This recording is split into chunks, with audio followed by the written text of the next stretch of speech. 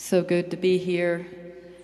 We have a very special program once a quarter, and that's when we come together and participate in the breaking of the bread that represents the broken body of Jesus Christ and the blood that was shed for us.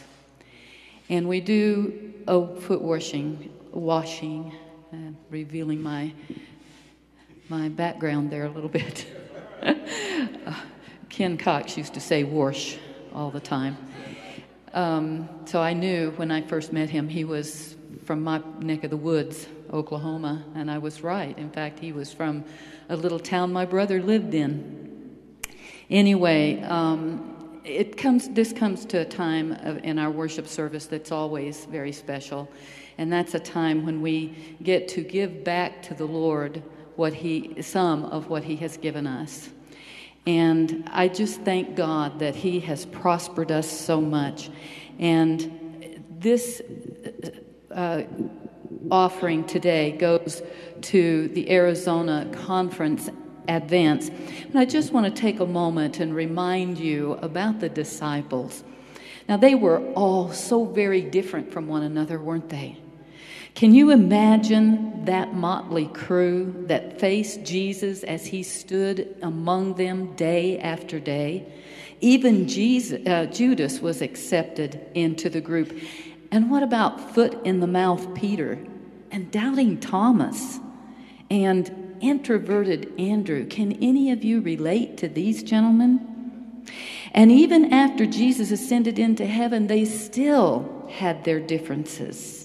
Knowing Jesus didn't bring them together as in likeness. I mean, they weren't exactly alike in thought and in action. The book of Acts reveals more than one occasion when there was strong disagreements among them over various issues. But they still worked together, and great things were accomplished for Christ and the advancement of His kingdom. It is still the same today. And you know, I'm so glad that not everyone thinks just like I do. Of course, sometimes it's a little frustrating, but it's also been a learning experience for me.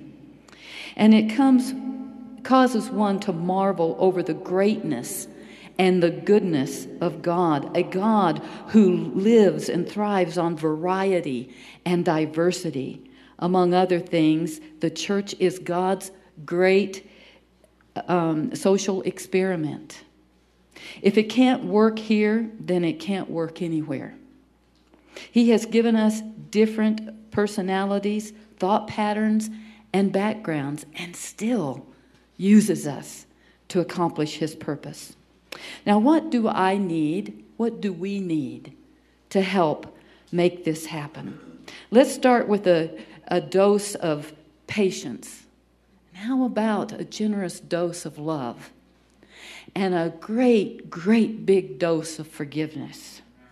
Next, let us submerge our will in the will of God. As a song that I once heard said, "Keep me in your will so I won't get in your way." Let's ask Him to help us to be more kind and compassionate with one another. And lastly, let us give of ourselves and our means. Today, we are remembering our conference advance with a portion going toward elementary education. Now, the conference advance goes 50% to evangelism, 20% to elementary schools, 15% to Camp Yavapines, and 15% to Thunderbird Academy. All very worthy causes. How many of you believe in Christian education? Amen. So let's give today and give generously as we advance, as we contribute to our Arizona Conference advance. The deacons will now take up the offering. Thank you.